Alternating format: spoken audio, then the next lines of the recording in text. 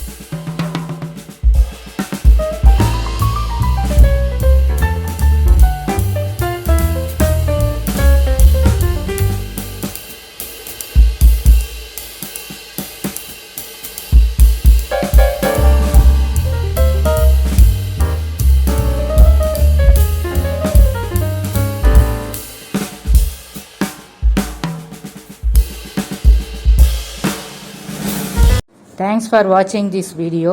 இந்த வீடியோ உங்களுக்கு பிடிச்சிருந்தா லைக் பண்ணுங்கள், கமெண்ட்ஸ் பண்ணுங்கள், ஷேர் பண்ணுங்கள், மறக்காமல் சப்ஸ்கிரைப் பண்ணுங்கள்.